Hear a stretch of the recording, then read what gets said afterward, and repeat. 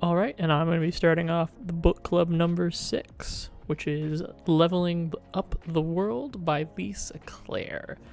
So we're going to start off with the synopsis again. After his college party, Dalian woke up in a small room without doors or windows. Next thing he knew, he woke up as an awakened in a small medieval village in the middle of nowhere. Now all he needs to do is figure out what the heck is going on. And what's the big deal with being awakened anyway? Note updates daily in bite-sized chunks, 100k words, or 1k word. It's not 100, that is significantly more. Alright, so I actually have notes today, which I think is pretty cool on my part. But the story goes, this is a 34 chapters, as it said before, daily updates of the relatively small size.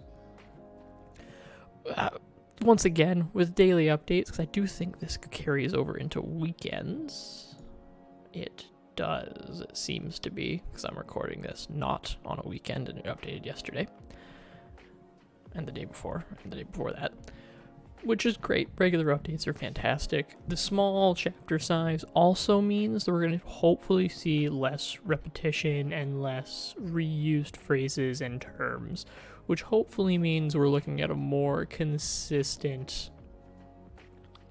chapter and a more interesting chapter to read. I will say currently because we're only at 34 chapters, they're relatively short as well. We're not really deep into any kind of storyline or story so far. However, the world building, I will say, makes this very interesting because it's non-typical world building. There's very little exposition, but we still get a sense of the world, and the world slowly is being built with our character as the center focal point. Once again, doubling back on that, we are really early, so I'm just trying to keep us from diving too hard into it. The information we do have about the world is very stunted. It doesn't feel like we've developed anything interesting. It's not really anything we can work with. However, the character is very quickly becoming very interesting. His interactions with certain other characters makes a lot of sense, and how he's interacting with them makes a lot of sense due to the world building. So this builds this really interesting dichotomy where we have a world which we're very sketchily informed about, and a character who we know a lot about, but his interactions in the world around him we know slightly less. As well as an awakened here. The synopsis does not do a very good job of it, neither does the title. Essentially, they can upgrade the quality and level or the material type of items they encounter, and through a series of trials and what have you.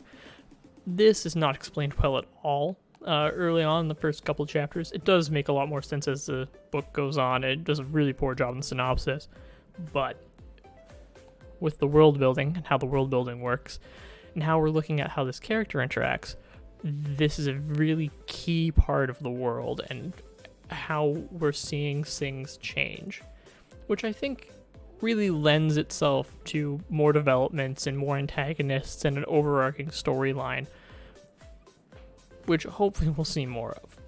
As it stands, the big bad is the village chief, and he really pushes the narrative for the first, pretty much all of the chapters currently, though as we're currently seeing, there's some newer antagonistic forces or potential antagonistic forces, so that'll be interesting to see. So with the book club, I highly recommend taking a look at and reading it. Definitely something to take a peek at, and hopefully you guys have a wonderful evening.